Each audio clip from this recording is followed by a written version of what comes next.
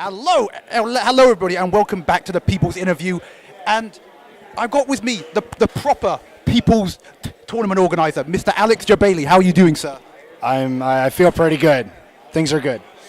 And why do I say he's the People's Tournament organizer? Because I think in my histories of talking to TOs, he's got the fastest record for a response. I believe I emailed you, and then literally within 3 minutes, you emailed me back, and that scared the hell out of me. It's a part of my day job. I get questions all the time about Disney tickets and stuff, and I like to make sure the customer feels special by responding to them, and it carries over into the FGC, and I'm always on my phone, so it's easy. All you have to do, read and write. How hard is that? So people need to reach out. I feel by being able to reach out to people so easily has made CEO such a success, and I'll never change. So I enjoy it. If you have a question, I'm going to help you out. I know it was your first time ever coming outside of UK, so when I found that out, that was a huge honor to me. And stuff like that is why I want to make this event as great as I can, because I want everyone to have a great experience. I mean, for sure. I mean, email was one thing. I even casually just asked a question on Twitter, and again, you were back with it under 10 minutes. I'm just thinking, emails I can kind of understand, but Twitter? Really? Yeah, I mean, unfortunately, if you tweeted me, I probably responded. Right now, my text messages are at 78 from the weekend. So I have 78 actual text messages I haven't responded to yet. Most are staff in here, which I would run to instead of that. But yeah, I have a lot of responding to do tomorrow. Well, anyway, I've got these main topics that I wrote down just in case I would forget them. I'm just curious, how many people do you reckon has come in total to this tournament? Because I know pre-reg we had 628, and then there were like 200 emergency registrations. So that's like, wow, that's a lot up on last year, isn't it? Yeah, I mean, my focus now is players first, but a lot of spectators came out, and with spectators, we had literally nearly 1,000 spectators come just to hang out. So we hit 1,800 people. And the way I know that, I buy 2,000 badges, and once we just deduct how many badges I had left, I had like 197 left. And this was Saturday night. Today we sold about maybe like 20 more badges for spectators. So yeah, I'm really excited. I took a risk. I'm already taking another risk for next year to get more space.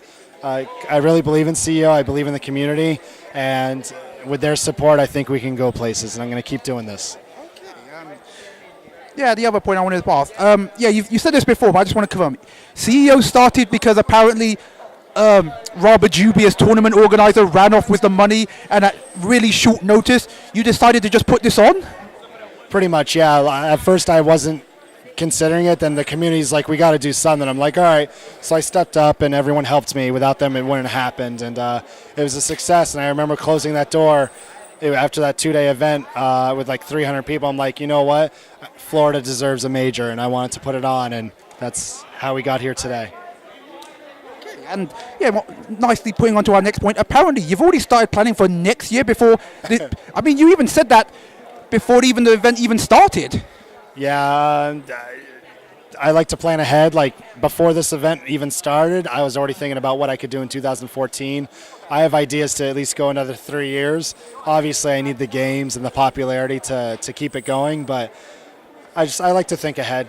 I made a lot more mistakes this year, believe it or not, than last year, but more people had fun. So something worked out there, but for next year, I think I'm going to there's always going to be mistakes and hiccups, so I'm going to do my best to correct them. I'm going to do my best to allocate more jobs to staff members because I'm more of a last-second thing. A lot of mistakes happen because my day job was so busy. June is the busiest time of year for me. It really caught me off guard how busy we were. So there's a lot of ideas I couldn't do this year, but I know I'm going to make sure they happen next year. And every mistake I made this year is not going to happen next year. I bet my life on it. Yeah, for sure. I mean, to say my expectations were exceeded was kind of an understatement. I mean, just little minor things like arm wrestling and fighting 7-year-old kids and stuff like that. I mean, I don't know of any TO that would go that extra, not extra inch, but like extra miles and country miles at that, which if you don't know, is a lot longer than the standard mile. Right. I'm a gamer. true to heart. I love playing video games. I still love to compete.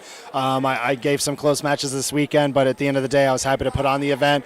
The 7-year-old kid, Ray, we played, and I had no mercy on him, and I beat him, and he really improved. He deserved the victory because I don't play anymore, and that kid loves the game. It's amazing to see a father-son relationship, but I'm a competitor, and the reason why people enjoy my event is because I like to be one of them.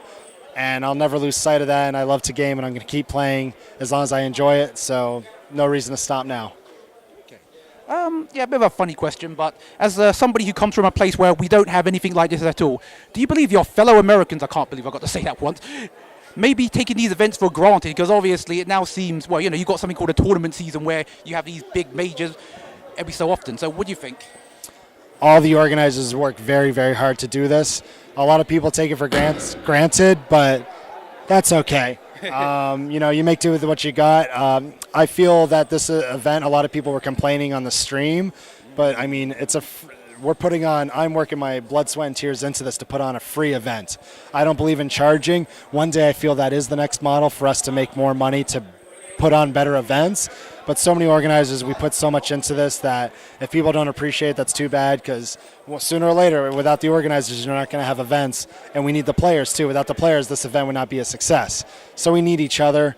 So none of us can take it for granted because we came from very small roots. Now we're growing into the big time. And without the help of the community and each other, we're not going to keep growing. So we really need to stick together, be a team, and hopefully we can get bigger and better every year now.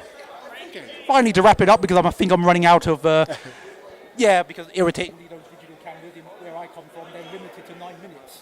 Yeah. But finally, what's with the bobblehead? Did you just suddenly thought, I want a bobblehead? I think somebody suggested I should get one, so they found a maker to make one for me and sent it to me. I'm like, okay. And I had one. I pretty much wanted to troll like Ono's Blanca and take the picture until one of my events somebody broke it that I don't know who, and I super glued it back, and then I dropped it and broke it again. So I don't carry it around, but that's where it came from. Keats took ideas from last year. The wrestling ring was from last year. He put that in the game. The head growing bigger was obviously, you don't have to come to my event to know that. So it's just a cool little part of me. I do it for entertainment. I do it at other people's expense. I got my head shaved, but everyone got entertained by it, and I'm happy with that. If people can laugh at me or with me, as long as they're having a good time and forgetting their life problems for a minute, I'm happy. Wow, it kind of makes the last question redundant, but I'll say it anyway to fill it. Regarding your character in Dive Kick, how much of it is fact or fiction? It's pretty 100% fact. Well, there you have it. Well, anyway, sir, it's been an absolute honor and a privilege. And like I said, this is the first time I've ever made it out of my country, and I'm quite glad. I'm quite glad I've done it. It's an honor, man. Honestly, I saw you doing a lot of video work. I hope you have great success in your future. But without guys like you setting a goal, accomplishing that goal, I hope it's inspiration to other people, man. But that was awesome that you came out here, and I'm glad you had a good time. Okay. Thank you, mate. You're welcome. Thank you.